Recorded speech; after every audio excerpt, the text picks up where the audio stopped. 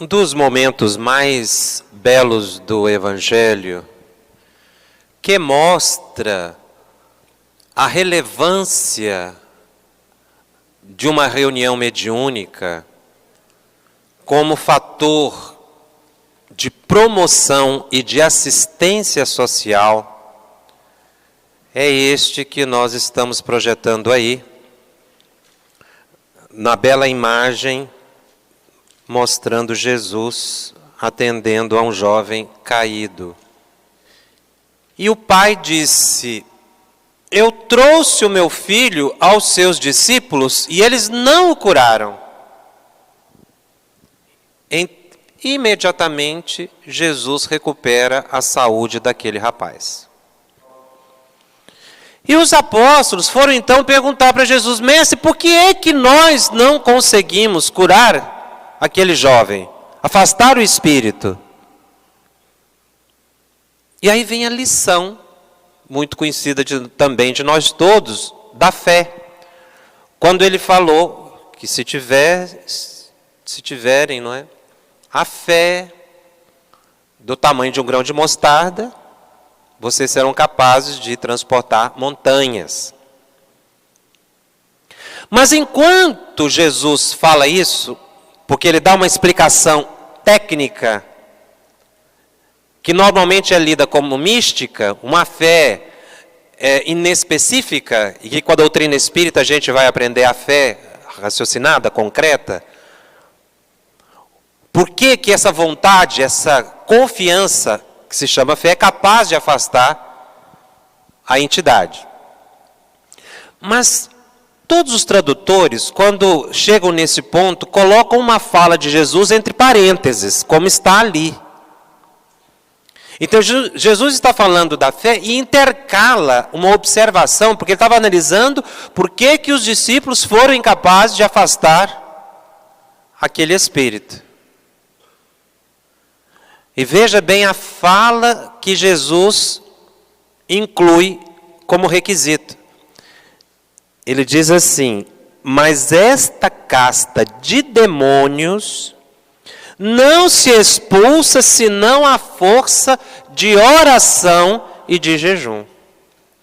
Então existe uma categoria de espíritos que é necessário algo mais, além da pura certeza de que os espíritos podem ser afastados.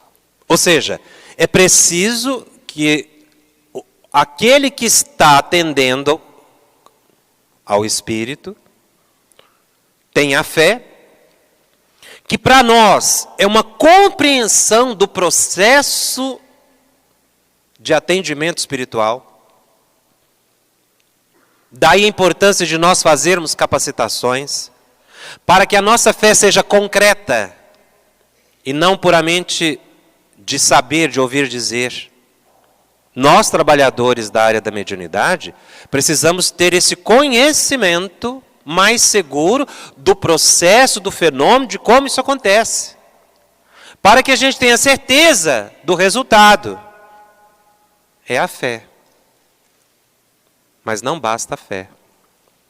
É preciso a oração e o... Está escrito lá, jejum. É obviamente que esse jejum ele está se referindo a um estado de elevação espiritual. De um cuidado pessoal que se deve ter com aquilo que pensa, que deseja, que fala, que faz. Não é? É uma atenção consigo mesma. E a busca da assistência dos espíritos superiores. Quer dizer, eu preciso ter um preparo individual para a tarefa, uma especialização, uma especificação, e a assistência que é obtida pela oração.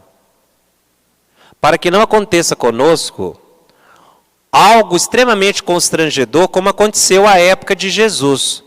Porque depois da crucificação, os apóstolos continuaram trabalhando, fazendo os atendimentos, e a notícia se espalhou. E as pessoas começaram também a procurar fazer curas, atender as pessoas, afastar os espíritos.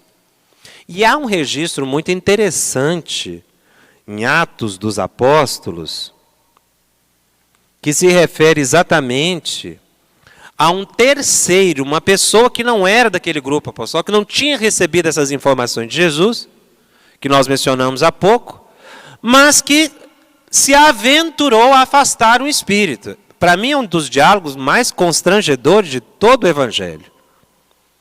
Quando o Espírito vira para a pessoa que estava tentando afastá-lo, e o espírito maligno lhes respondeu: conheço a Jesus, bem sei quem é Paulo. E vós, quem sois?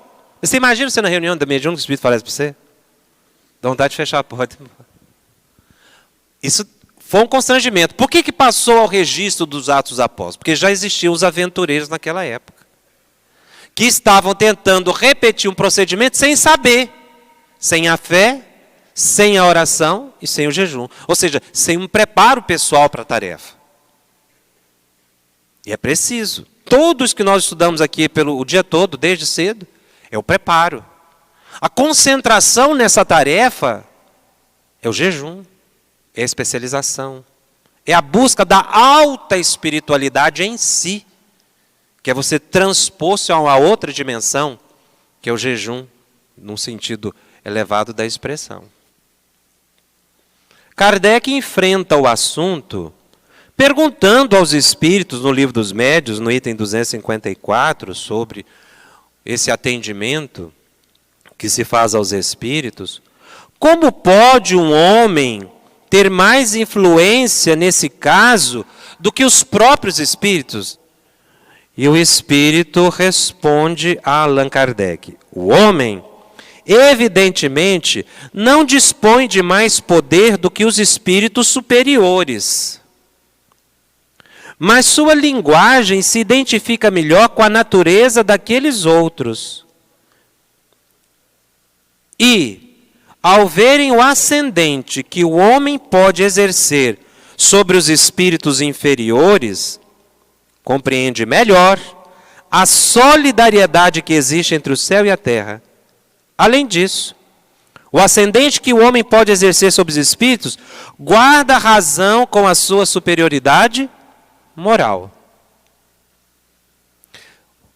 Os espíritos vão nos mostrar nas obras, não é, psicografadas por Chico, Divaldo, Ivone, que os espíritos lá no plano espiritual não conseguem às vezes ver o seu anjo de guarda, aquele que vem lhe dar o socorro, não.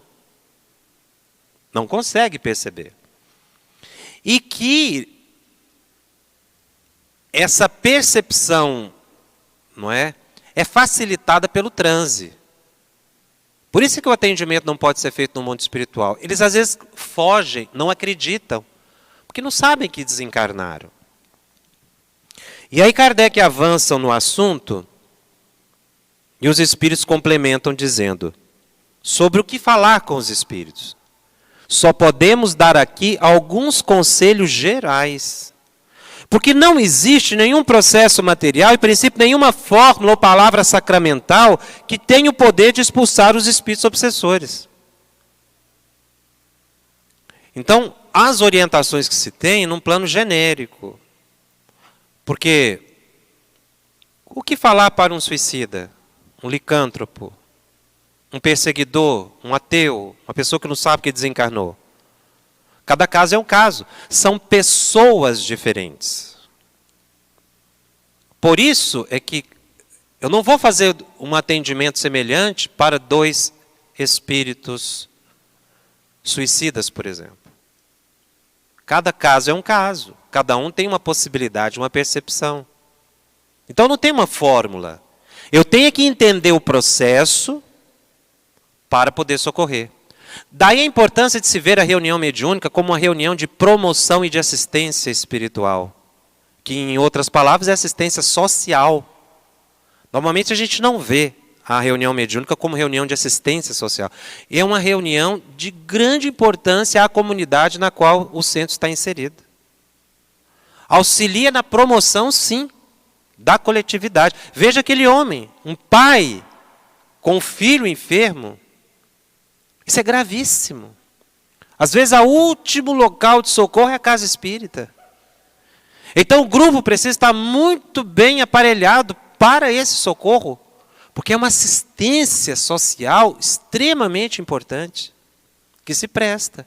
Que a gente pensa em assistência e promoção social só na distribuição, né, de coisas materiais, mas não. Esse tipo de socorro também é uma assistência à comunidade. A gente precisa ter essa consciência para ir nos aprimorando cada vez mais com estudos como esse. E não podíamos deixar de mencionar a figura do dirigente da reunião mediúnica. Leon Denis, no livro No Invisível, menciona, destacando o diretor do grupo, deve ser um homem de dupla enfibratura. Olha que imagem criada por esse poeta, né, que Leon Denis. Dupla enfibratura. Tem uma firmeza, né? Dupla. E ele dá aqui alguns requisitos a esse dirigente. Assistido por um espírito guia, que estabelecerá a ordem no meio oculto, como ele próprio a manterá no meio terrestre humano. Então, ele está falando aqui da sintonia entre o dirigente e o coordenador espiritual do grupo. Essas duas direções devem mutuamente completar-se. Ora, para que elas se completem, é preciso que haja percepção dela por parte do encarnado. Essas duas direções devem mutuamente completar-se. Inspirar-se. Devem mutuamente, num pensamento, inspirar-se, desculpem, num pensamento igualmente elevado, unir-se na prossecução de um objetivo comum. E aí, como eu não aguento, vou fazer uma pergunta para vocês. Vocês que já estudaram o dia todo, estão afiados. Com base nesse texto, qual é a mediunidade do dirigente?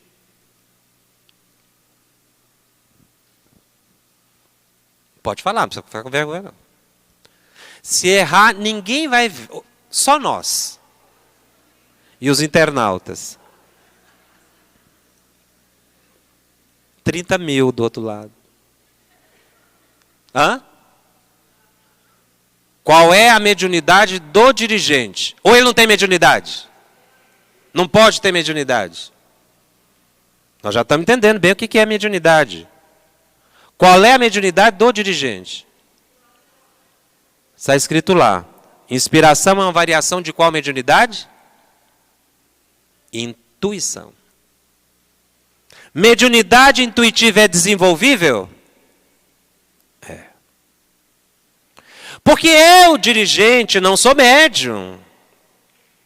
Aliás, quando está no grupo de desenvolvimento mediúnico, né, tem aquela pessoa que já começa a desenvolver a psicografia, o outro a vidência, outra a incorporação, e tem aquele que não desenvolve nada. Ah, não, então vem cá, você vai conversar com o espírito, você não vê nada mesmo, não enxerga nada? Lê do engano. Porque a mediunidade por excelência, que o Leon Denis está dizendo aqui, eles precisam se completar, precisam ter essa percepção. Eles precisam se inspirar, então eu tenho que ter a capacidade de percepção intuitiva. Senão como é que eu vou captar a orientação? Então, como eu não me vejo médium, eu não tenho que ter os regimes típicos que eu prescrevo para os médiuns. Cuidado com a alimentação, com o pensamento, com a sexualidade, com a... Não, isso é para eles, médiuns. Isso é sério. Qual era a mediunidade de Allan Kardec? Porque tem muita gente que fala que Allan Kardec não tinha mediunidade. Qual era a mediunidade de Allan Kardec? É nítido. Hã? Intuição. Ele era extremamente intuitivo. Todo mundo viu a maçã cair da árvore. Só ele intuiu a existência do mundo espiritual. Isso é intuição. É percepção. Não é? Inclusive de alta sensibilidade. Muitas pessoas costumam até dizer do que o codificador era frio, rígido. Meus irmãos, quem escreveu um evangelho segundo o Espiritismo nunca pode ser uma pessoa fria. Ao contrário, de extrema sensibilidade. Ele antes de escrever o evangelho, ele foi para o litoral para se preparar emocionalmente para a tarefa. Quer dizer, estava buscando a mais elevada inspiração. Tem as cartas dele para a esposa mencionando isso, né? Agora,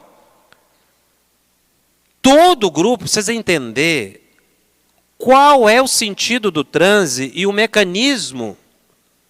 Por que ele acontece?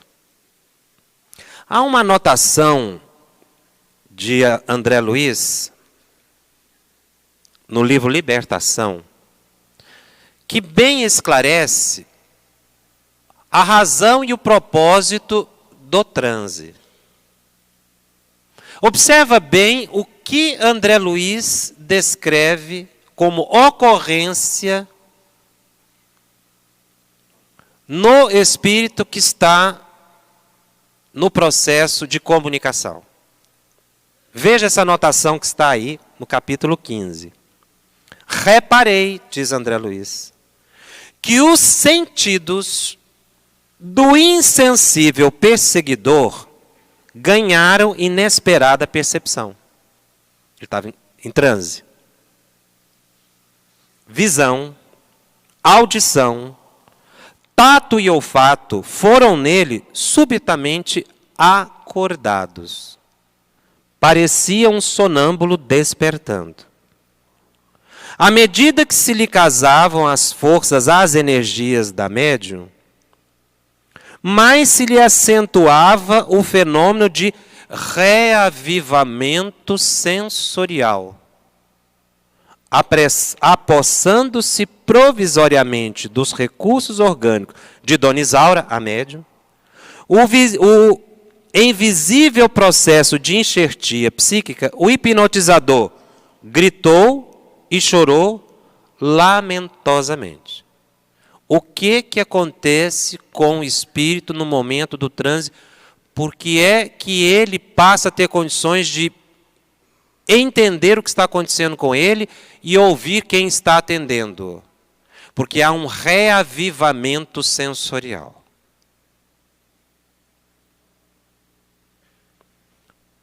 Ou seja, nós podemos comparar, coloque-se na condição de um médico. Você é um médico. E tem um paciente que está em estado comatoso. Há meses em coma. De repente ele sai do coma. Xinga, esbraveja, reclama, está desorientado. Fica um pouco violento. Qual a leitura que o profissional vai fazer daquele estado do paciente? Primeiro, ele melhorou ou piorou? Entenderam a pergunta? Ele melhorou ou ele piorou?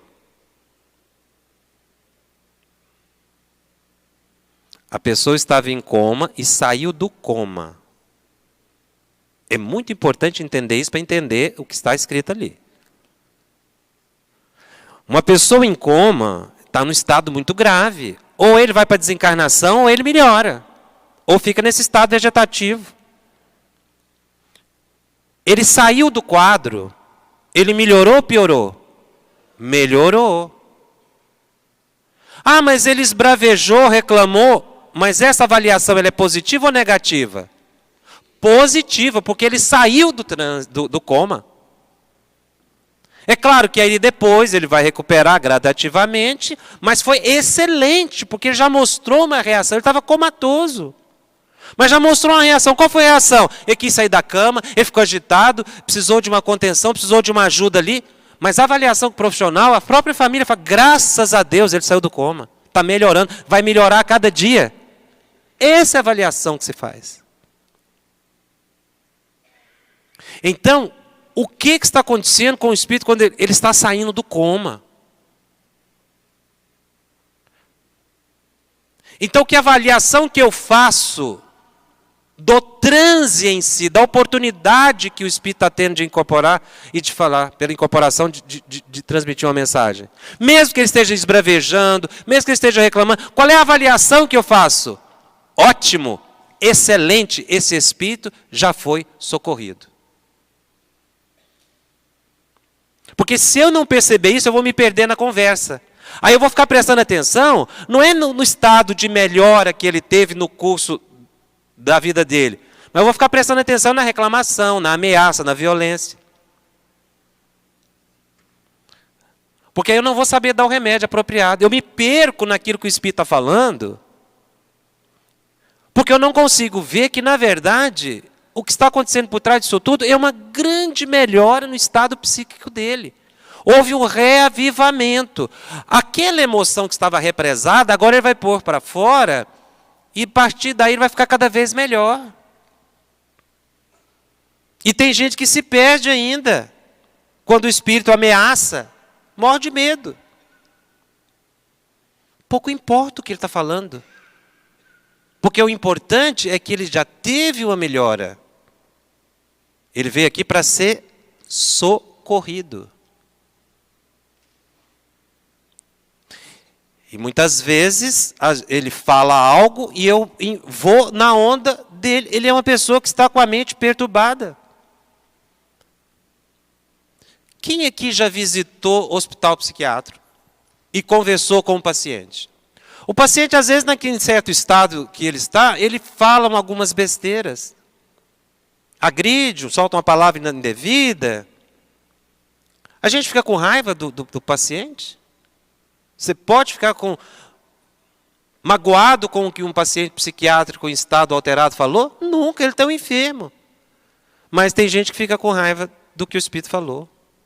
Eu já vi gente marcar para encontrar com o Espírito depois. Olha, se você tivesse encarnado, eu te arrebentava. Nós vamos dormir e encontrar depois, porque aí nós vamos acertar lá fora. Que aqui dentro é centro espírita, eu não posso fazer. Ele não está entendendo, ele não está numa posição terapeuta. Ele está pior do que aquele. Ele está brigando com um paciente doente. Como é que o pessoal, o médico, o enfermeiro, vai brigar com o paciente psiquiátrico se ele está ali para tratar? Você tem que ter os recursos para saber. Por isso que não tem uma fórmula. Eu preciso entender que ele está num processo de recuperação. Então as ideias são desconexas. Mas é natural, ele está melhorando. Um licântropo, você não fala nada para ele, não tem o que falar, ele não dá conta de falar. Mas ele melhorou ou piorou? Melhorou muito, porque houve um reavivamento sensorial.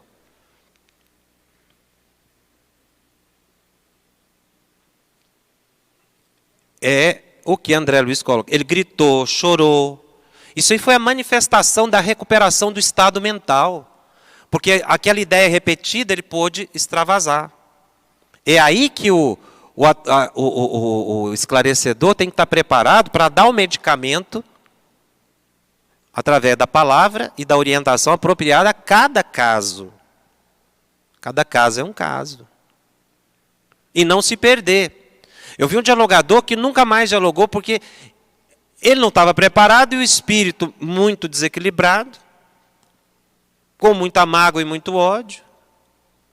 E foi contando que a esposa o traiu junto com um amigo e ele levou os filhos, o dinheiro e causou o suicídio e ele estava muito revoltado. E ele ficando naquele chavão, perdoa, esquece. Gente, é fácil perdoar? Se fosse fácil, uma pessoa falava, a gente passar por alguma coisa, fala, não, perdoa, pronto. Você vai no hospital, essa dor está me acabando. Não, desvia o pensamento que isso passa. Isso é simplificar demais algo que é bastante complexo.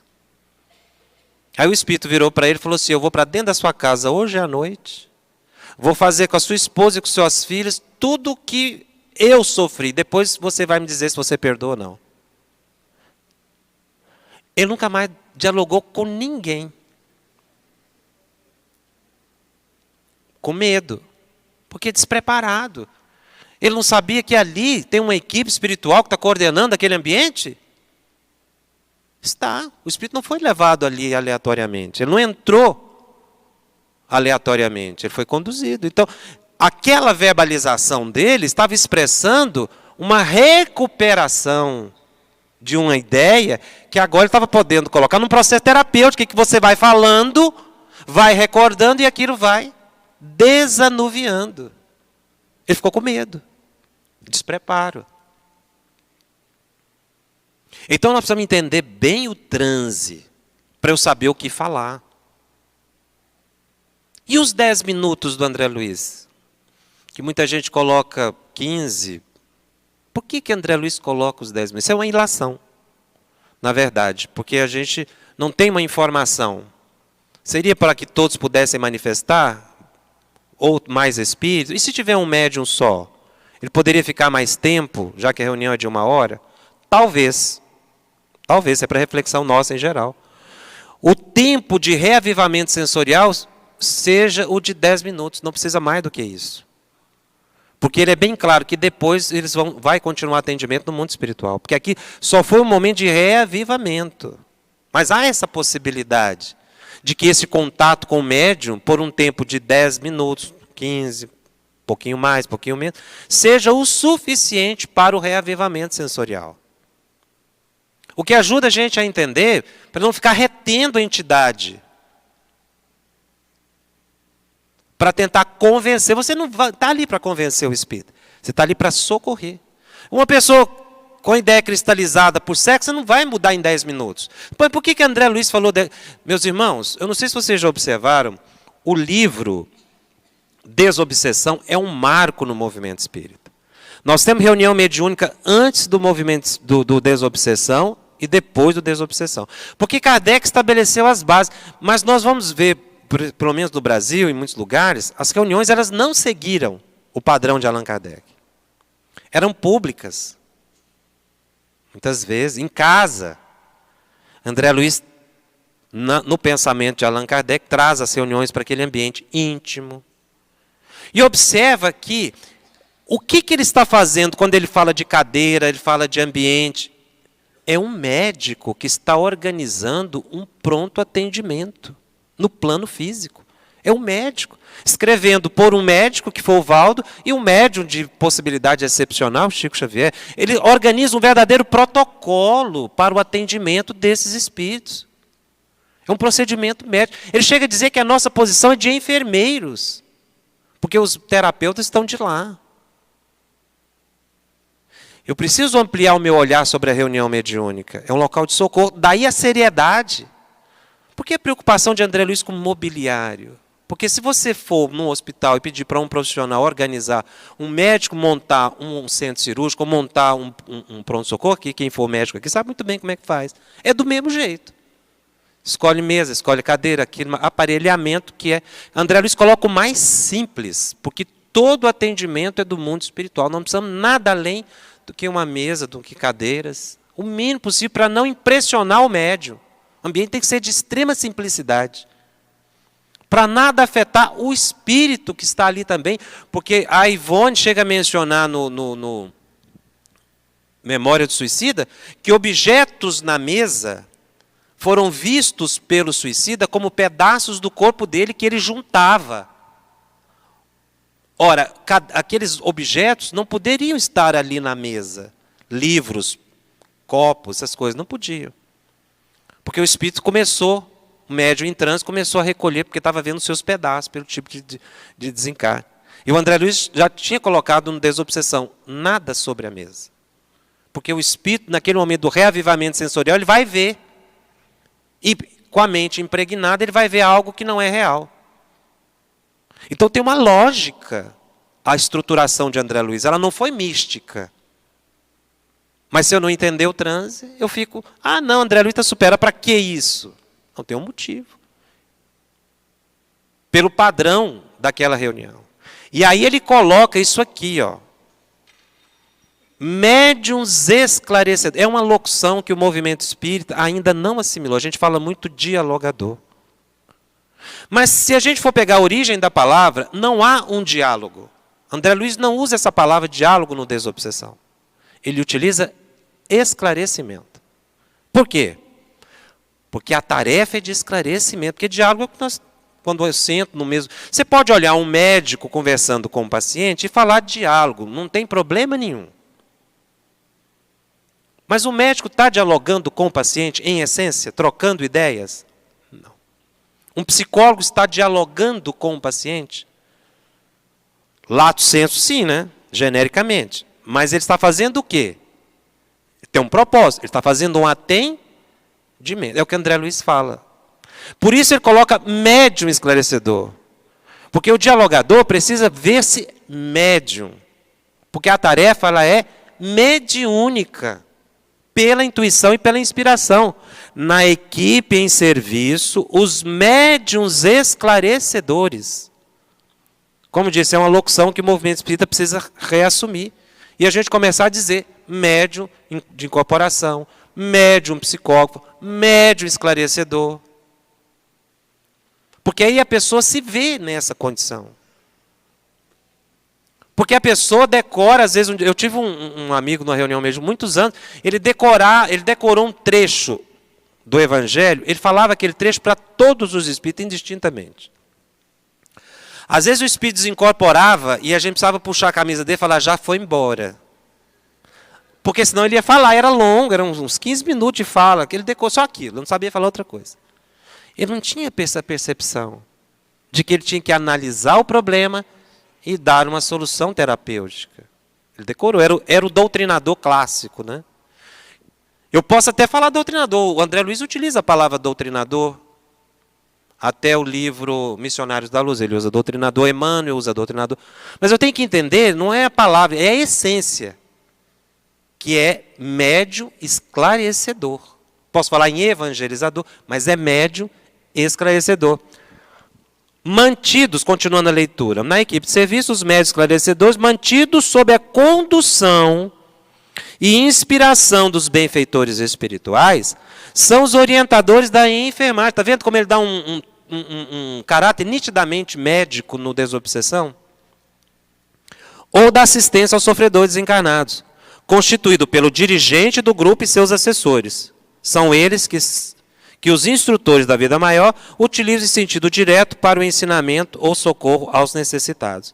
E aí mais adiante ele vai colocar, na equipe em serviço, os médiuns esclarecedores, mantidos sob a condução e inspiração dos benfeitores. Depois ele fala, guardarem atenção ao campo intuitivo, a fim de registrarem com segurança as sugestões e os pensamentos dos benfeitores espirituais que comandam as reuniões. Então, o processo é intuitivo. Eu não posso incorporar, porque aí eu já desvio a finalidade. Eu tenho que estar lúcido. E André Luiz, no livro Nos Domínios da Mediunidade, ele fala de um trabalho excepcional do esclarecedor ou dialogador Raul Silva. Todos aqui, creio que já estudaram, mas tenham atenção a esse livro, Nos Domínios da Mediunidade. Ele é um curso que o André Luiz faz no mundo espiritual. Ele visita várias reuniões mediúnicas e analisa praticamente todos os tipos de mediunidade estudados no livro dos médiuns, com casos. É muito importante esse livro. E ele analisa a personalidade de Raul Silva, que é um dialogador, ou esclarecedor, médium esclarecedor. E ele vai mostrando que o Raul Silva atingiu aquele padrão que o Leon Denis colocou e que nós lemos agora há pouco. Ficou muito pequeno, eu vou ler para vocês. A sintonia do Clementino, que aumentou com o Raul, era tal que André Luiz descreve assim, Clementino pousou a destra sobre a fronte de Raul Silva, influenciando-lhe a vida mental.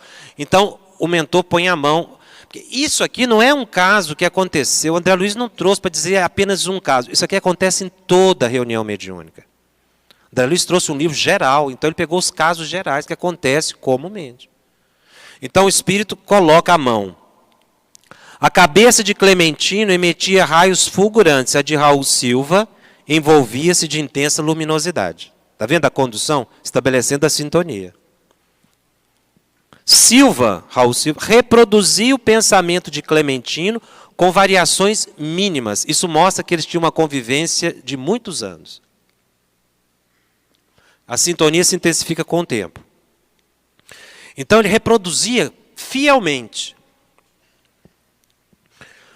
O jato de forças mentais de Clementino penetram pelos poros de Raul Silva, com base no plexo solar, atingindo o cérebro pelos nervos. André Luiz está explicando o mecanismo da percepção intuitiva, que penetra pelos poros, vai chegar atingir o plexo solar, chegar nos nervos e subir ao cérebro. A epífise, depois aos lobos frontais, na verdade. Silva sente um eriçar de pele, um agradável calafrio. Então, ele arrepia. Quem aqui já não arrepiou? Nossa, parece que tem um espírito aqui. Agora você já sabe, tem mesmo. Porque houve uma percepção, não querendo fazer propaganda, mas fazendo, porque o livro não é meu, é da FEB. No Psicofonia, na obra de André Luiz, tem um capítulo específico que trata da sintonia do Raul Silva e do processo de reavivamento sensorial, que depois vocês vão ler, eu estou vendo muita gente anotando e tal. No livro tem essa explicação que eu estou dando com detalhes. Então, a mediunidade do dirigente e esclarecedor é intuitiva. É desenvolvível? Perguntam a Emmanuel no livro Consolador. O que se deve fazer para o desenvolvimento da intuição? Emmanuel responde: o campo do estudo perseverante com esforço sincero e a meditação sadia é o grande veículo de amplitude da intuição em todos os seus aspectos. Então, o dirigente, o esclarecedor, o médico esclarecedor, eles têm que desenvolver a intuição. Através do quê? Estudo perseverante. Esforço sincero de autotransformação e meditação. No livro Caminho, Verdade e Vida, tem um capítulo chamado Na Meditação. Emmanuel dá uma técnica de meditação. Deem uma lida depois nesse capítulo, porque ele traz ele faz como que uma ocidentalização do método oriental, que é de esvaziamento de pensamento, mas não fica só aí. Aí ele entra criando as imagens mentais. É um capítulo lindíssimo do Caminho, Verdade e Vida na meditação. Todos nós temos que fazer meditação. Todos nós temos que fazer prece todos os dias, para que a gente melhore o campo intuitivo. Jacobson, e como é que eu vou perceber que a minha intuição está ampliando? Aí André Luiz dá uma orientação preciosíssima ali. Ele diz: qualquer pessoa que saiba manejar a própria atenção, então precisa ter atenção. A quê? Observará a mudança. De vez que o nosso pensamento vibra em certo grau de frequência a concretizar-se em nossa maneira especial de expressão, no círculo dos hábitos, dos pontos de vista, do modo e do estilo que nos são peculiares. Então, eu preciso conhecer o que em mim? Hábito, ponto de vista, o jeito de agir, o estilo. Porque se eu não me conhecer, eu não vou perceber a mudança. Eu vou achar que tudo é meu ou não vou captar nada. Se eu perceber em mim os meus hábitos, os meus estilos, o jeito que eu reajo às situações, aí eu percebo a diferença. Senão eu não percebo.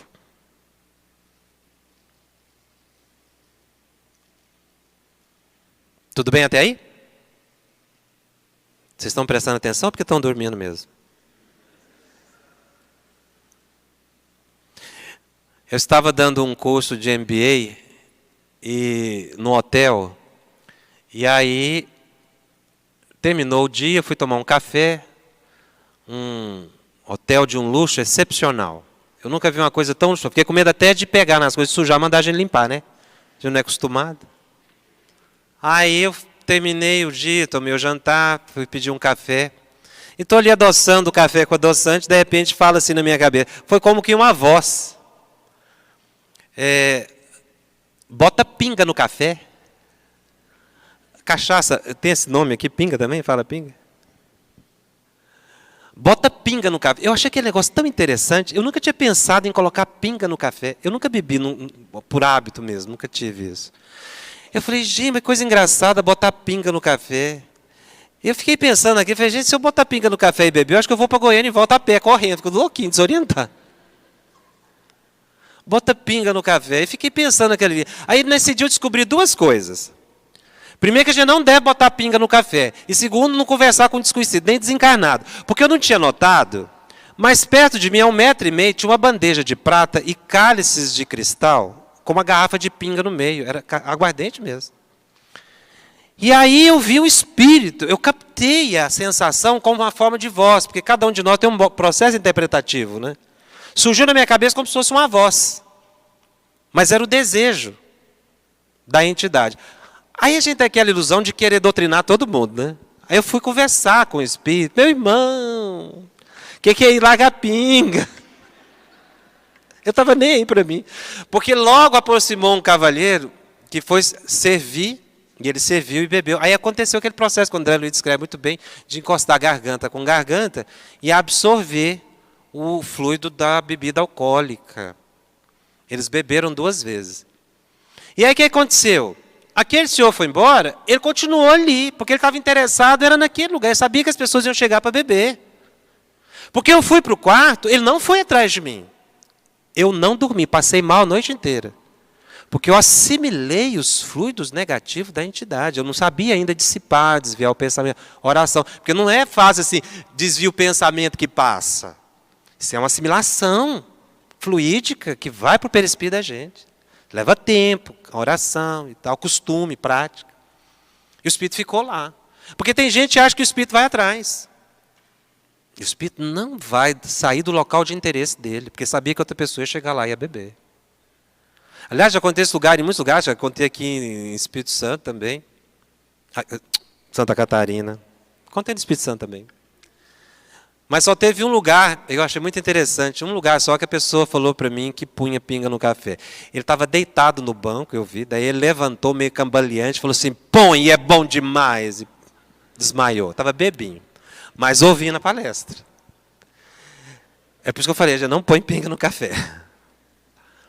Porque a entidade projetava o desejo no ambiente. Se fosse habitual em mim, não estou colocando aqui, emitindo nenhum juízo de valor, hein? Melhor ou pior. Estou falando de uma percepção técnica. É isso que eu estou analisando. Não estou me colocando na questão. Analisando o evento.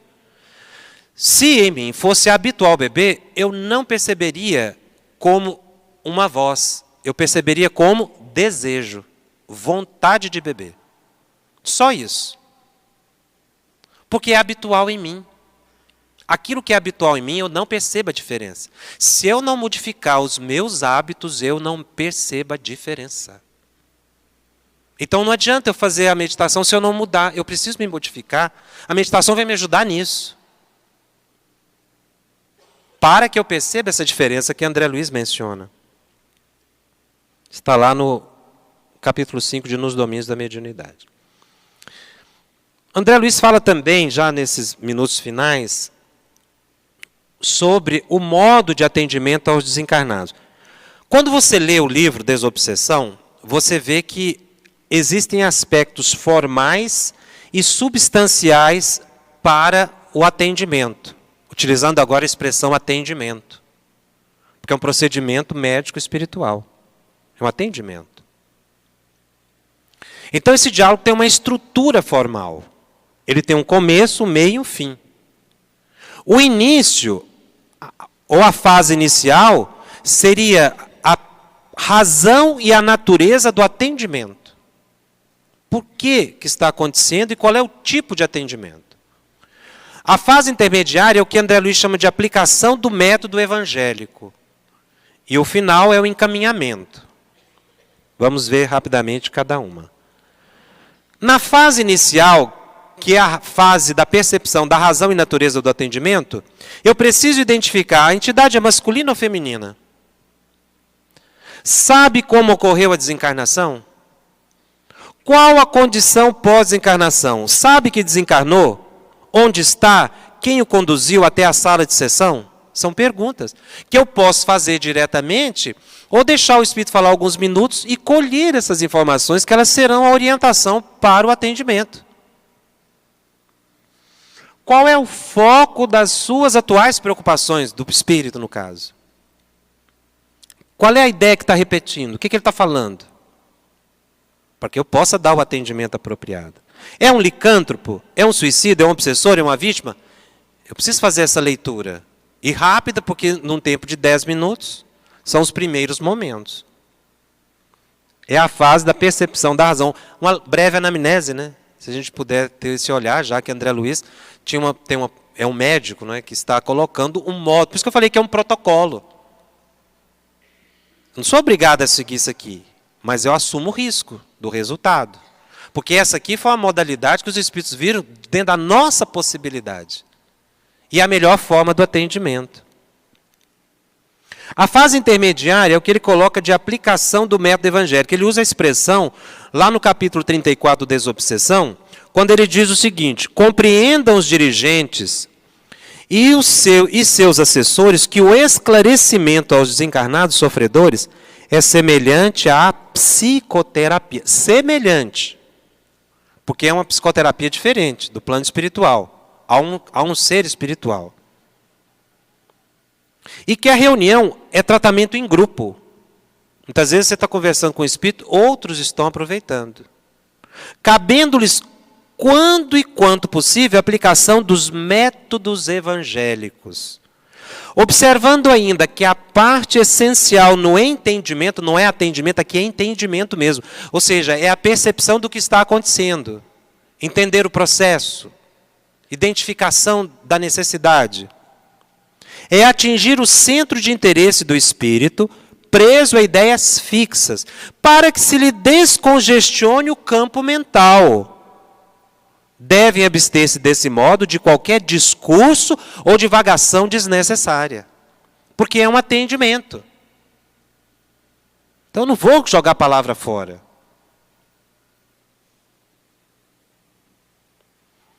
Agora, que método evangélico é esse? Que ele fala... Porque em alguns casos, por exemplo, no licântropo, você não tem muito o que falar. Cada caso é um caso. O que seria o método evangélico? Aí você poderia comparar, já que ele fala em psicoterapia, o que o psicoterapeuta faz, o psicólogo faz? Ele vê o problema do paciente e busca na mente as técnicas, as correntes psicológicas mais apropriadas para aquele caso. E vai utilizar as palavras apropriadas àquele caso. Então, o psicoterapeuta, o médico, o psicólogo, ele não fala algo da cabeça dele. Ele busca um protocolo, ele busca uma corrente filosófica. Porque não é um exercício de atendimento a um paciente de pura cerebração. Por isso que não é um diálogo, ele vai buscar um medicamento, no caso do psicólogo, apropriado ao problema que está se expondo ali. É um método, conforme o caso. Aqui, André Luiz diz que o método é evangélico. Ou seja, eu tenho que adequar o evangelho ao problema. Fazer uma leitura do problema sob a luz do evangelho. Qual a solução que o evangelho dá para esse caso? Não é a minha opinião. É a opinião do evangelho. É diferente. Porque se eu não buscar o evangelho, o que eu vou falar? Eu vou falar da minha experiência pessoal. Um psicólogo nunca fala da sua experiência pessoal. Não pode. Porque ele vai buscar uma metodologia apropriada ao caso. Agora, para isso, para que eu possa ter uma adequação do evangelho ao caso concreto, eu tenho que conhecer o quê? O evangelho. Mas o processo não é intuitivo? É. Então, o mentor que estará me orientando, ele precisa encontrar na minha mente conteúdo para o atendimento. Qual é o conteúdo que ele busca na minha mente? O evangelho. Mas se eu não conheço e não vivo o evangelho, o que eu vou ter que falar? O que eu vou conseguir falar? Perdoa, esquece, isso passa. Porque, na verdade, nos falta conteúdo. O conteúdo é o evangelho. É aplicar o evangelho. Não no caso aquele do Chico do filme, você lembra? Que o Chico já tinha percebido, né? Aplica o evangelho. A pessoa pegou o evangelho e meteu na cabeça dele. Aquela comunidade não tinha capacidade de entendimento. Aí nós vamos a Allan Kardec, na introdução, quando ele nos diz da importância de conhecer o Evangelho. Olha o que a Kardec diz. Toda gente admira a moral evangélica. Todos lhe proclamam a sublimidade e a necessidade. Muitos, porém, assim se pronunciam por fé, confiados no que ouviram dizer, ou firmados em certas máximas que se tornaram proverbiais. Essas coisas que falam do Evangelho, você nem sabe que está escrito Evangelho, mas vai repetindo. Poucos, no entanto, a conhecem a fundo, e menos ainda são os que a compreendem e lhe sabem deduzir as consequências. Então, o método evangélico. Eu preciso conhecer o Evangelho, eu preciso vivenciar o Evangelho, para no momento em que o Espírito for atendido, eu tenha condições de ter argumento. Às vezes o argumento, meus irmãos, é concordar com o Espírito. Porque ele realmente é a vítima. O Evangelho nos diz isso. O sim, mas, não é? Sim, você tem toda a razão de estar nesse estado, mas você puxa a pessoa para o seu lado. É uma técnica.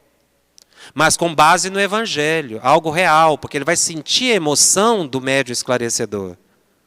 E não somente as palavras. As palavras não podem ser vazias. Às vezes você não consegue falar muita coisa, porque o Evangelho assim diz, muitas vezes o silêncio é a resposta. Enfim, cada caso é um caso. Não é um discurso de Evangelho que eu vou falar na mente dele, mas é uma aplicação. Cada frase, está lá no Desobsessão, está no Desobsessão. Cada frase precisa ser medicamento e bálsamo. Qual é o medicamento e o bálsamo? O Evangelho, o método no Evangelho. Claro que não será possível concordar com todas as exigências que formule a entidade. No entanto, não é justo reclamar-lhe entendimento normal que se acha ainda longe, que se acha ainda talvez longe de possuir. Ele não está no estado normal, ele está desencarnado. Ele está perturbado. E a gente tem que entender outra coisa, que na vida espiritual, tudo o que ele diz é real, não é imaginário. Por exemplo, se ele fala que está num acidente de carro, preso às ferragens, ele não está vendo o acidente como vocês estão vendo essa imagem aqui na tela. Ele está sentindo-se, ele está sentindo o carro, cada das criações mentais. Ele está tocando a ferragem. Então não adianta a gente dizer assim, ó, desvia o pensamento que passa. O que você fala para uma pessoa que, por exemplo, você vá socorrer, que esteja preso nas ferragens de um carro? O médico já chegou. Tem gente que fala assim, o socorro vai chegar. Não, você está ali numa indução mental. Porque o mentor já está presente. O socorro já chegou, ele foi trazido pelos socorristas.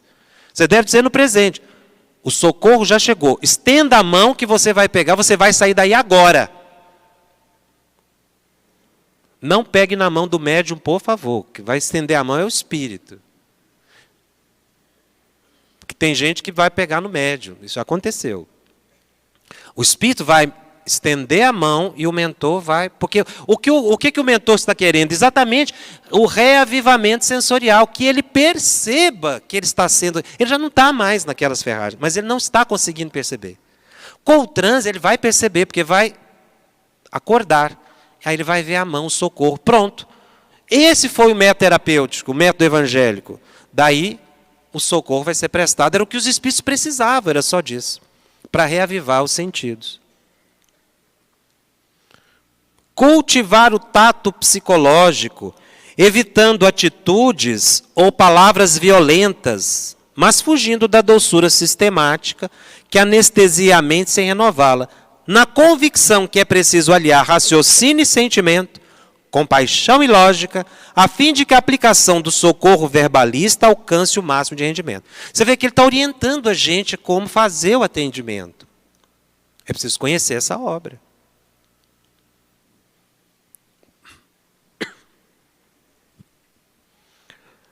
Aqui o André Luiz menciona, jatos de energia mental, partidos de Silva, alcançavam o espírito. Agora enchei o tórax, como a buscarem Ali é buscarem o coração. Quer dizer, o sentimento do médium esclarecedor aí é essencial no processo.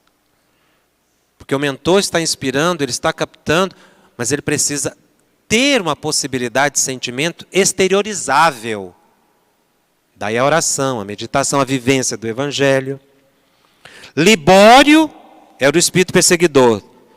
Está nos domínios da mediunidade. Tentou falar, contudo, à maneira de um viajante que já não pode resistir à aridez do deserto, comoveu-se diante da ternura daquele inesperado acolhimento. Olha aí, é o acolhimento, o socorro, a afetividade.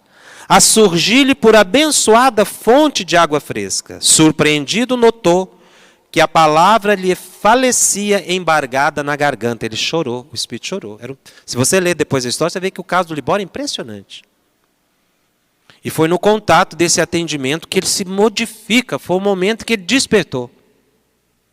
Por isso a emoção do dirigente, do dialogador, ou dirigente, que estiver fazendo o atendimento. Finalmente, a fase final, ele dá também orientações. Lá no capítulo 33, ele diz textualmente, pratiquem a hipnose construtiva. Porque ali é uma questão de criação de quadros mentais, indução. Por exemplo, a sonoterapia. Depois do atendimento, entregar os espíritos à mão, o espírito socorrido, às mãos dos superiores, já dormindo. Mas a gente tem que ter bom senso para aplicar isso aqui, para não acontecer o que aconteceu num caso que nós vimos. O espírito manifestou, e aí foi dizendo assim, nossa, estou acordando, gente, o que é isso, que pesadelo. Aí o dialogador falou assim, ai meu irmão, que beleza, então agora você vai dormir, nós vamos te entregar na mão dos espíritos superiores. O espírito estava acordando, ele botou para dormir, nem conversou com o espírito, não. Nada, nem ouviu. Ele só achou que tinha que botar para dormir. Quer dizer, voltou ao status quo, né? Ele não está entendendo o processo. Projeção de quadros mentais proveitosos. Esse da mão, né, por exemplo, que nós colocamos. Improvisação de ideias providenciais do ponto de vista de reeducação. Improvisação significa que você vai usar a intuição. Se não houver um ajuste do médium esclarecedor com o mentor, do dirigente com o mentor, essa improvisação não acontece, ou então ela fica sofrível. Porque o processo é de interpretação. É o mesmo mecanismo do médium de incorporação, é interpretação. Agora, se o intuitivo não tiver capacidade interpretativa, ele não vai dar conta de ver. Sugestão de produção e ministração de medicamento. Olha, tem um medicamento que vai ser dado a você agora, tome aí. Repito, não dê água para o médium. Senão uma hora o engasga, você vai levar o maior susto. Porque ele está em transe. E tem gente que oferece água para o médium, porque interpreta isso aqui de forma errada. André Luiz não diz isso, é para o espírito. Aqui é hipnose. Recurso de contenção, às vezes é necessário. Em favor, essa expressão é de André Luiz, a contenção não é contra. A contenção é em favor, quer dizer, em benefício do desencarnado que se mostra menos acessível à enfermagem em grupo. Então, aí, com esse encerramento, o espírito é levado. Eu preciso compreender todo esse processo para saber o que dizer. É uma tarefa delicadíssima, muito importante. Eu preciso me especializar, estudar. Então mencionamos o livro dos médiuns como um documento instrumental, o evangelho substancial. Eu passo a conhecer a técnica no livro dos médiuns, mas eu preciso conhecer a fundo o evangelho, para na hora eu ter condição de intuir.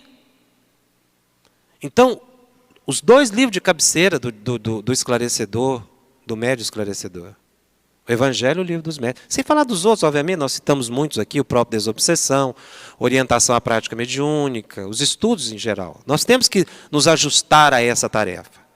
Mas estudar o Evangelho, para que a gente tenha estrutura, conforme André Luiz diz, para fazer um atendimento.